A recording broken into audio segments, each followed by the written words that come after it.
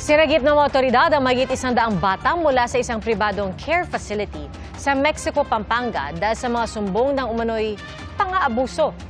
Sa salaysay ng ilan sa mga bata, may mga pagkakataon umano na kinadena sila, pinagpapalo at hindi pinapakain. Saksi si JP Soriano. Kasama ang mga tauhan ng DSWD Field Office Central Luzon at pulisya, arestadong isang Amerikanong pastor sa loob ng pribadong care facility sa Mexico, Pampanga. Nagpapatakbo siya ng Social Welfare and Development Agency o SWADA, pasilidad na rehistrado at otorisado ng DSWD na mag-alaga ng mga inabandonang bata. Inireklamo siya ng umano'y pang-aabuso sa mga batang inaalagaan ng pasilidad. Sinasaktan daw sila nung kanilang mga house parent at nung pastor nung lugar. Nagpapunta kami ng mga social workers who conducted a focus group discussion with the children. And doon talaga na-validate, na-verify na sinasaktan yung mga bata.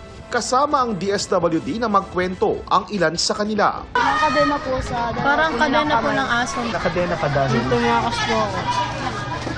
Tapos tinali yung kamay mo, gano'n. Sa paa. Sa paa. Kadena Tatlo po kami. parang sa aso? Opo, ganun po. Kaso po yung kadena siya. po na yun makapal po.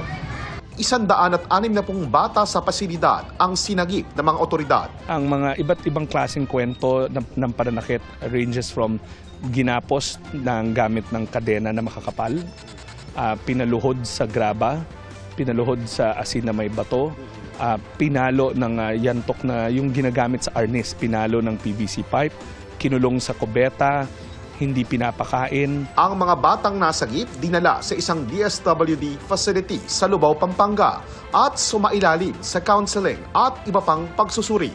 At matapos nga pong mailipat dito sa Lubao, Pampanga ang mahigit 160 na kabataang na-rescue sa isang facility sa may Mexico, Pampanga ay ipinoproseso po ng mga social worker mula sa DSWD at inaaral ang profile ng mga batang ito upang malaman kung saan silang center dapat ilipat upang ituloy ang pag-aalaga at pag-aaruga sa mga batang ito. Sa panayam ng Super Radio DZBB, kinumpirma ng DSWD na may mga senyales ng trauma ang mga bata batay sa medico legal. Medyo mas may edad na sa 16, 17, binubugbog siya mismo ng house parent. Sinasampal sa tuwing na nagkakamali siya.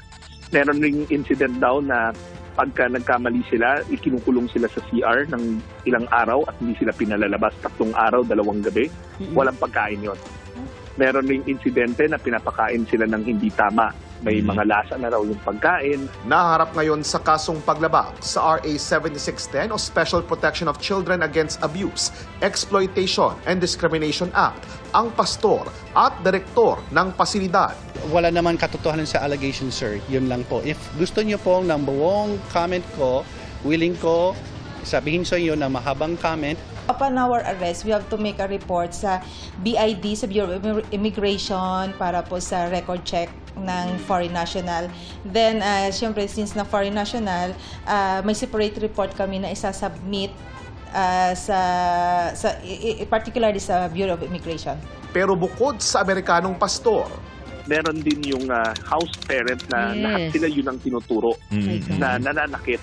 4 na house parent, and then may isang social worker.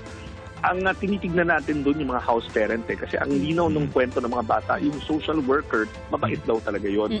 Pero ang tinitignan namin na anggulo doon, bakit niya inalaw na nangyari to? Patuloy ang investigasyon dito ng DSWD.